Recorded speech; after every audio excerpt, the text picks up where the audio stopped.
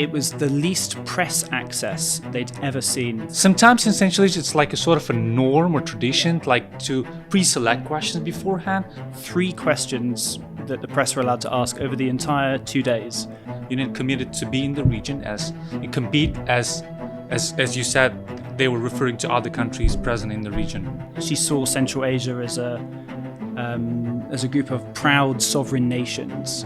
If you decide to do something within the European Union as an organization, you have to make all states and members agree on it. 6.5 billion worth of investment promises just for Uzbekistan. We are set to integrate in the region. There was no mention of that, and there was, I don't think, a single mention of human rights. Why? All of a sudden we see how EU is becoming more interested in the region.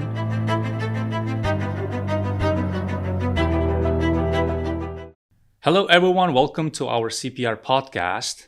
We are hosting several series of podcasts on European Union and Central Asian Summit, which took place in Samarkand recently. Today we are having Joe Barnes, a British journalist who actually participated in Samarkand Summit. Welcome to our studio. Thank you very much. It's great to be here. I wouldn't say I participated in the negotiations. I was an observer on the outside. Of course. Thank you so much. So, okay. Previously, we had we talked to MPs and experts, and we want to know about the one who eyewitnessed the process of it. So, can you paint a picture for us? And what was the atmosphere like there?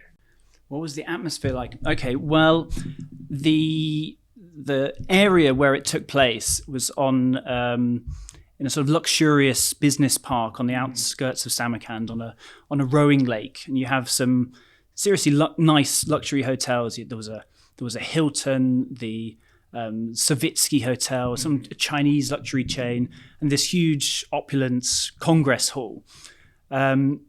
It was guarded extremely heavily by a huge police and security presence.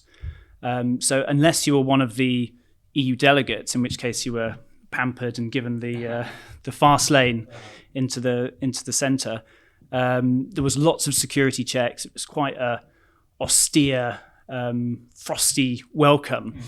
And for me, this was reflected in Ursula von der Leyen's opening speech, which was also in the context of tariffs having just been placed on, pretty much every country in the world. It was 20% on European Union.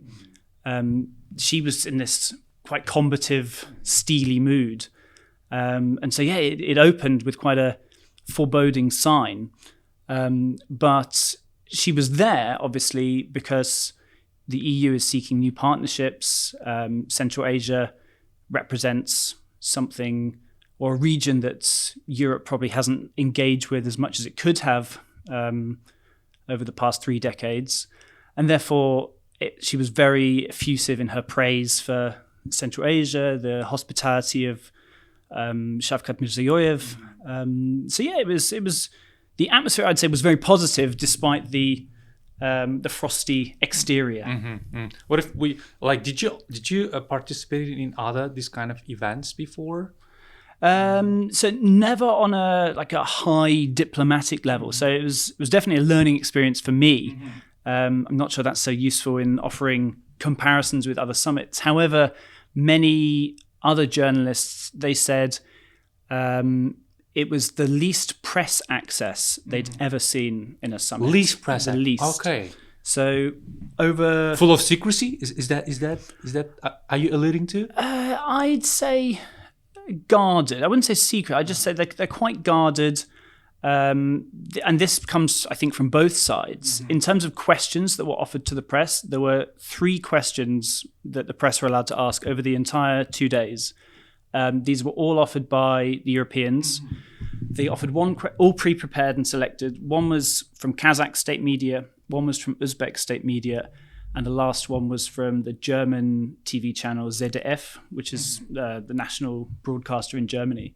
Apart from that, no questions. You said pre-selected. Is it also? Did it also work for European delegates?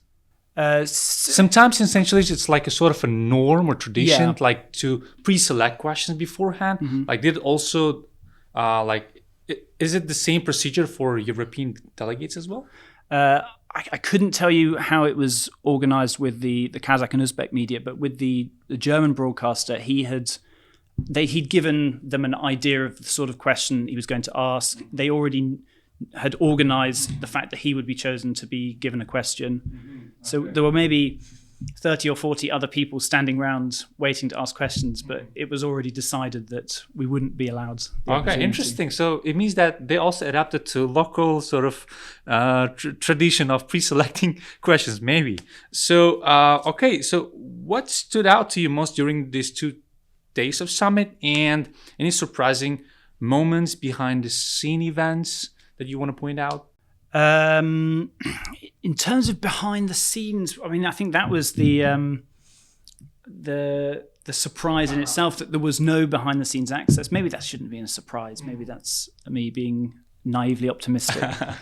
It was from a journalist point of view, it was interesting to observe the different ways in which the media operate.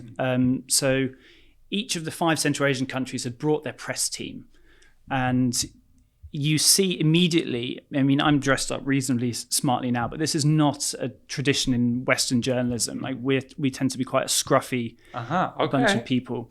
And so lots of the Western journalists sort of unironed shirts, maybe like t-shirt, polo shirt. There was one Georgian journalist with a big ponytail and a hoodie, whereas all of the Central Asian journalists, they're all wearing suits, perfectly pristine, ties. I think it gave me the sense that this is a very different operation. It was they're here to manage a message, to make sure that this is done professionally, whereas us Westerners, that was the big observational takeaway. So professionalism is not only about like wearing suits, right? Exactly. Yeah. Exactly. Yeah. Okay. So how would you describe the level of engagement among those like 2 parts, like Central Asia and European Union? I have a little metaphor that I would use to describe these 2 dancers in this game. I think it's a bit like 2 people who are on a dating app, and they're both on the dating app for the same reason. They're looking for a partner. However, you don't necessarily know that the person you're meeting on the dating app is going to be the perfect match. And they might have, let's say, in the European case, they might have had a recent breakup from a partner who they were going out with like for 50 years, like America. Or in the Central Asian case, they might have, let's say, a difficult family background with the post-Soviet history and their relations with Russia, for example. So they all have to balance these things. However, there is still, like, if you end up on a dating app, that you have the will for something to work, and that was really evident. Like Ursula von der Leyen, she said on many occasions that she saw Central Asia as a group of proud sovereign nations, and this, I think, she sees a glimmer of what the EU is in a world where we've got 3 quite overbearing superpower states who are throwing their weight around: America, Russia, China. The idea that you can be a region of smaller sovereign countries who can act effectively, I think that's obviously Europe's message, and I think she would like to see that in Central Asia. So she came with what she called an offer, which was that we would work with Central Asia, and we would, I say we, I'm actually being British, we're not in the European Union, old habit, sorry. The Europeans would invest in local Central Asian industries and add value and create local jobs, whereas she referred to some other countries, unnamed, which are merely interested in extracting from the honeypot. This is what she said. Okay, like, how sincere do you think their statements, and is it really like, do you think that European Union is committed to those kind of statements? What she said, like, is European Union committed to be in the region as it compete as you said they were referring to other countries present in the region? So my attention was drawn to the Trans-Caspian Middle Corridor, which is this project seeking to thread a very narrow line between Asia and Europe that somehow manages to avoid both Russia and Iran. It's quite an ambitious attempt, but it goes across the Caspian Sea. So plenty of countries have already signed up to it. So Kazakhstan, Uzbekistan in this region, Turkmenistan, I think, seeks to be part of it. Then going across to Azerbaijan, Georgia, and through Turkey. Potentially Armenia might join as well. Last year, the Europeans committed 10 billion euros to this project. I've had a few Central Asia analysts who've told me that only about 2 billion of this has actually emerged. And so they're skeptical. So Ursula von der Leyen promised another 3 billion. She promised an overall package of 12 billion for... As a part of Global Gateway. Part of Global Gateway. And 3 billion of that will be an additional expenditure on the Trans-Caspian Middle Corridor. Whether we will see that, I don't know. I think the thing to bear in mind with Ursula von der Leyen is yes, she represents Europe, but she doesn't necessarily have total power over the member states. So I think 3 weeks ago, Mirziyoyev went to Paris, and I think that is a good way of demonstrating that the bilateral relationship between Uzbekistan and France is potentially more important than I think that he got 6.5 billion worth of investment promises, like just for Uzbekistan and just from France. I compare that to 12 billion for all of Central Asia. I think, and normally process like takes long. If you like, for example, if you decide to do something within the European Union as an organization, you have to make all states and members agree on it. Like it takes a really long process, right? Potentially, yeah. I think there are investment mechanisms that they can get money to places faster, and they will have their own budget for investing. And organizations like the EBRD, the European Bank for Reconstruction and Development, they have their own mandate and don't have to check with all the member states. But yeah, if you want serious investment, they can't compete with China, who can, at the drop of a hat, give you 10 billion for a project. Okay. Okay. My next question is, what are the most significant outcomes, or let's say agreements or initiatives that were mentioned during the summit? I mean, I think the most significant part of it is that the summit occurred, that they are talking to each other. I think there's a good mood music around the idea of Central Asian cohesion, around European investment here. So the fact that they've traveled all this way, they've agreed to meet again in 2 years' time, I think that's pretty significant. Other than that, the big Brussels buzzword or buzz phrase was critical raw materials, which I don't think has been around for that long. I first heard it maybe. But it was widely circulated on media, right? Yeah, I think. But not in the summit. So it was mentioned a few times in the summit, and it was a chance for basically each country to list all of the critical raw materials that they had. So Kazakhstan's President Tokayev, he had clearly read, or someone in his administration had clearly read the list on the European Union website of the 34 materials that they think are critical to the 21st century. And he went through the list and was like, we have 19 of them.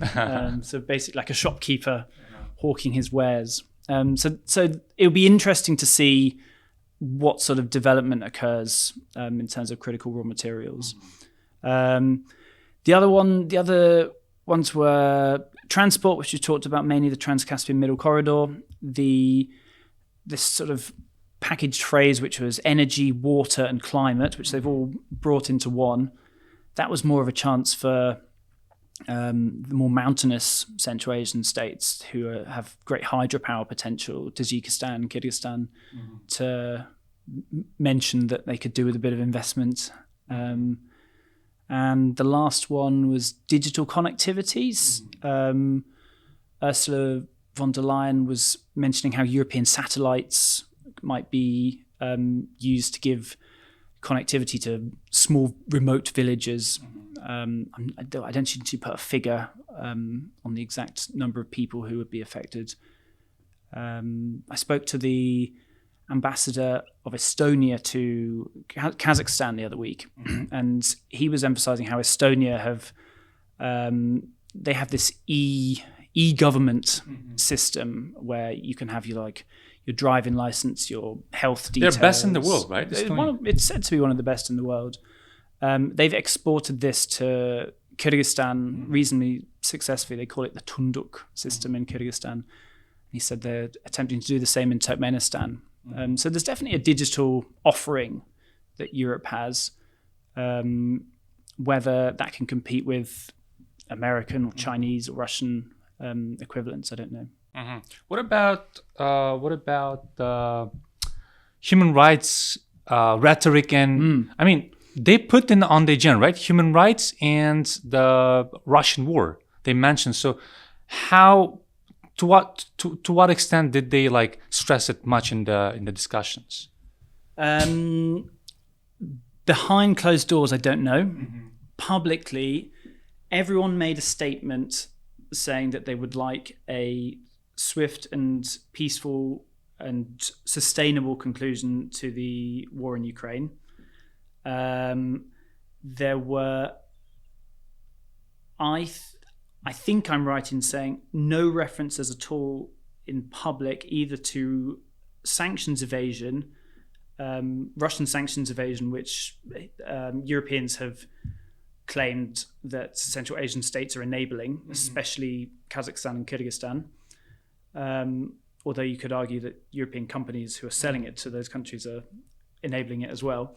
There was no mention of that, and there was, I don't think, a single mention of human rights. And I think this just reflects the practical reality that there's not much European state. They're not going to make much headway by arriving here and talking about human rights abuses, because I think it's only likely to just annoy the leaders here. And I think the Europeans, they were very diplomatic, at least in public, on that front. So they didn't mention in the rhetoric there, but it was a part of the communique, right? The overall statement that they released, it was they mentioned that we will try. I don't remember exactly the wording, but the meaning was that we will sort of help to with the sanctions circumvention of Russia. There was a sort of in the communique, and also human rights was also part of it. Not about the LGBTQ community, but overall the human rights situation in the country. Another point that I want to ask is that it's about the strategic partnership that we discussed behind the scenes right here. So what do you think of this kind of partnership? So we got used to see how different countries establish this kind of strategic partnerships, or let's say European Union with some other countries, but it was sort of a unique case to me, at least, to see how different regions are establishing this kind of partnership. What do you think of it, and how do you analyze it? It's a good question. I think it's quite hard to analyze when you wonder who the partnership is with. I would say that would be the first one. I mean, Central Asia, while it has had several moves towards becoming a more coherent region, doesn't have any institution representing it. Central Asian states are members of other regional groupings, so the Russia-led Eurasian Economic Union, which Kazakhstan and Kyrgyzstan are part of. 4 of the states are members of the Organization of Turkic States, but Tajikistan isn't. 4 of the states are part of the Shanghai Cooperation Organization, but Turkmenistan isn't because they're neutral.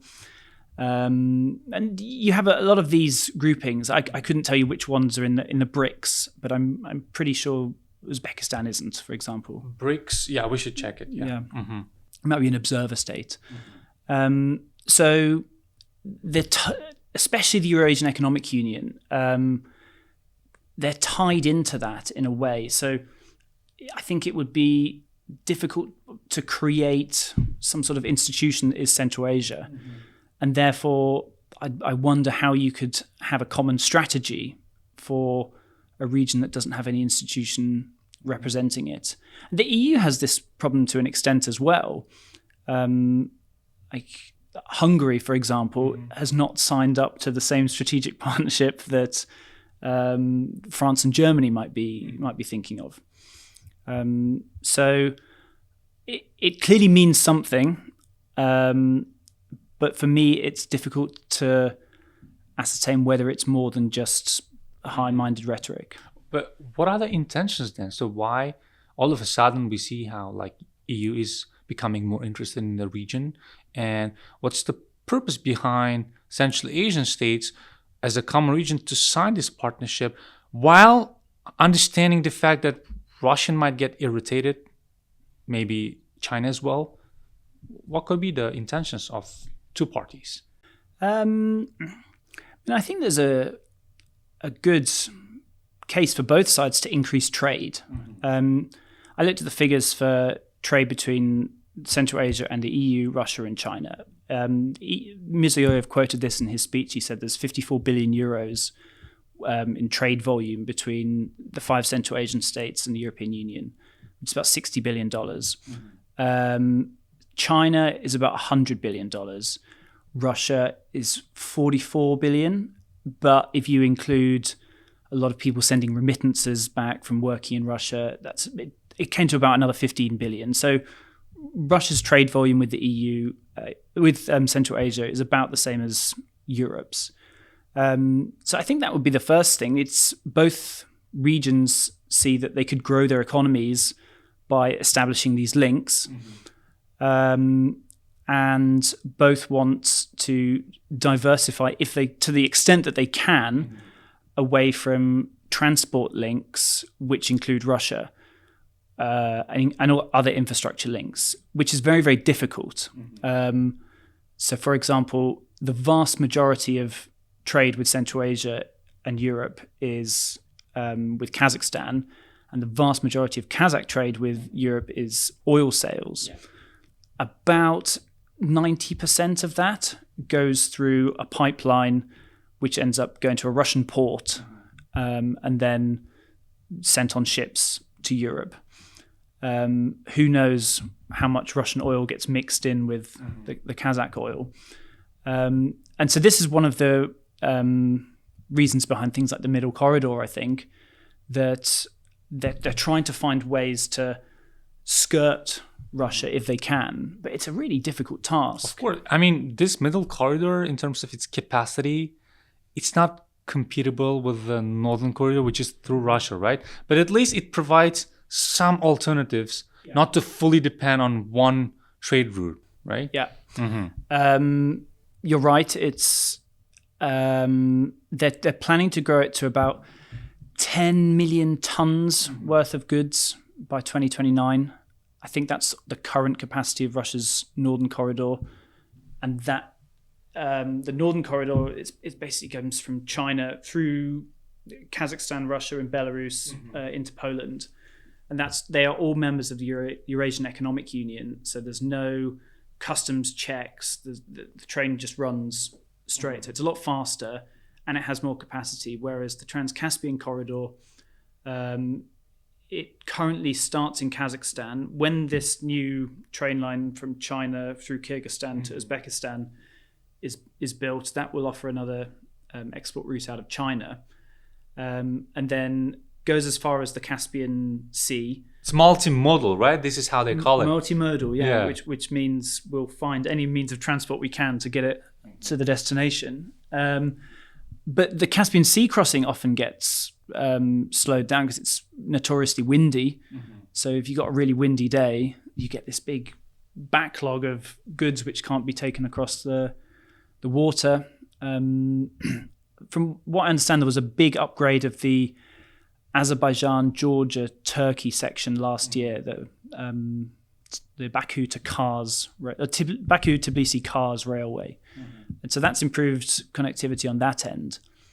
But yeah, the volumes are pretty small, and if you look at the amount that gets brought into European ports, so like I said, they're planning to get it to 10 million by 2029, 10 million tons. Last year, from April to June, 850 million tons arrived in seaports. So, 85 times the amount in just 3 months. So it's obviously it's good for the region. It does help diversify some land transport from Russia, but I don't think it's when it's put in perspective, it's not the game changer I think it's said to be. Okay, so let's, as a sort of a final remarks of our today's discussion, so let's discuss about the overall potential of the region to integrate. So they use rhetorically lots of like, especially Kazakhstan, Uzbekistan. If you read articles and listen to their speeches, you will see that we are set to integrate in the region. And your final thoughts about development of Uzbekistan, because I know you observe the region very closely. Your thoughts about that? Regional integration. I've been to many capitals of the region, and you meet people there, and everyone's keen on it. From a theoretical perspective, there's quite a few practical difficulties, but it's definitely something that's been happening recently. And I mean, I do think Uzbekistan should take a lot of credit.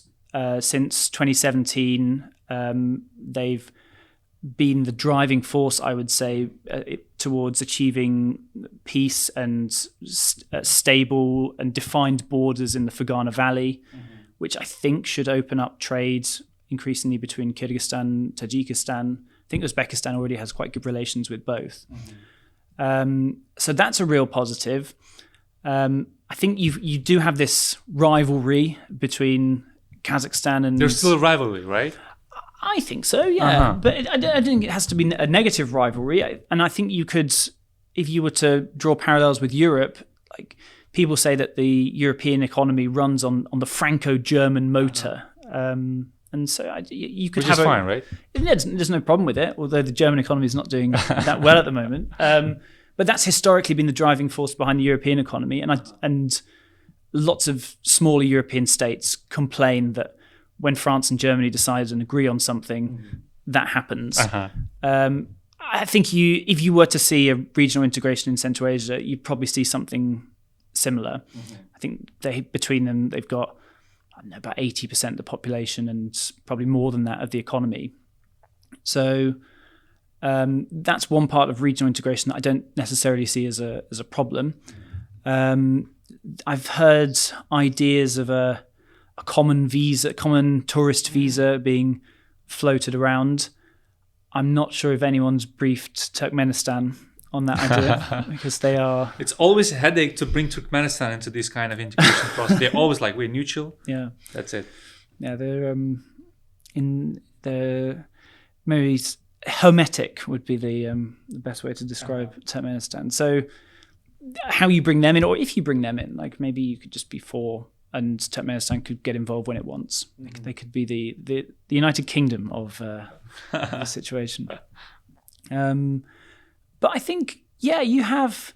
There seems to be momentum behind the idea of Central Asia as a union. And I think this is the format in which foreign powers prefer to deal with the region.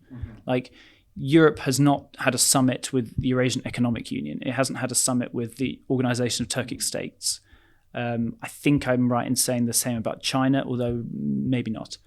But China has had summits with the 5 Central Asian leaders. Yeah, we have like the 5+1 kind of. Exactly. But the difference between it, it's my opinion that previously within those kind of platforms, external powers wanted us to unite. Now, sort of Central Asia is more united than it was before, and we on equal terms. Let's put it this way. Yeah, I think you can never force people to unite. I think it will have to happen within the region. Regional leaders and societies, I think, will have to learn to trade more with each other. Like, for example, I'm going to Kazakhstan on the train today, and the border crossing is slated to take 5 hours on that train journey. Oh, really? Yeah. So it's from. You mean the very process of crossing? Of crossing, yeah. It's 6 hours from Tashkent to Shymkent, which is about 100 kilometers. So 6 hours, 100 kilometers. That's what 18 kilometers an hour average speed. But it's not.